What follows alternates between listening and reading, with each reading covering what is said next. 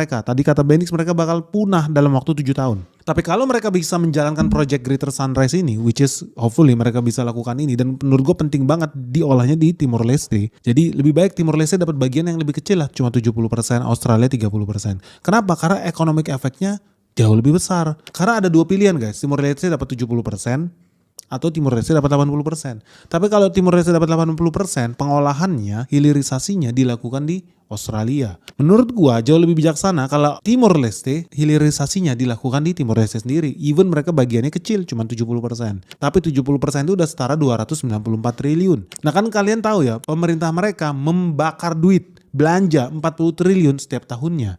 Nah kalau Greater Sunrise ini jalan, artinya nyawanya Timor Leste akan diperpanjang 7 tahun lagi.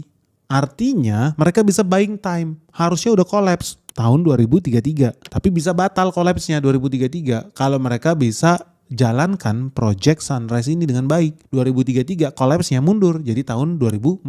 Jadi 7 tahun lagi collapse. Tetap. Makanya buat teman-teman di Timor Leste lu harus bijaksana. Ketika lu diterima duit dari Australia, Greater Sunrise ini jangan lu buang buat beli Rolls Royce baru atau korupsi lagi, enggak. Lu harus buka usaha baru. Dan penting buat teman-teman negosiasi dengan Australia untuk melakukan hilirisasinya di tanah Timor Leste. Karena dengan dilakukan hilirisasi, diolah gasnya itu di Timor Leste, pasti di situ ada penciptaan pabrik, ada penciptaan lapangan kerja, ada lowongan kerja buat orang-orang Timor Leste, dan mereka bisa naik kelas, naik level dari segi otak, dari segi skill. Ujung-ujungnya ada apa? Ada transfer skill di bidang energi dan industri. Sama seperti Filipina, teman-teman tahu nggak, di bidang maritim orang itu lebih seneng cari ABK, Chief of Engineering, cari kapten orang Filipina dibanding orang Indonesia. Mereka udah dikenal sebagai bangsa pelaut yang handal orang Filipina. Jadi lu pergi ke Mesir, lu pergi ke Rusia, lu pergi ke Irlandia, lu pergi ke New York, pasti banyak ketemu pelaut-pelaut Filipina. Jauh lebih banyak dibanding pelaut Indonesia. Aneh, iya. Nah inilah peluang buat Timor Leste untuk menjadi superpower dengan skill SDM-nya di bidang apa? Oil and gas. Jadi penting buat mereka negosiasi supaya dilakukan onshore di buminya Timor Leste mengolah cadangan migas ini. Jadi bukan cuma level buruh nanti yang naik kelas, tapi kan banyak orang Timor Leste yang di hire jadi operator, jadi teknisi, jadi project manager, dan ujung-ujungnya pasti hidup perekonomian di Timor Leste. Kenapa? Karena pasti akan tumbuh. Mereka kan butuh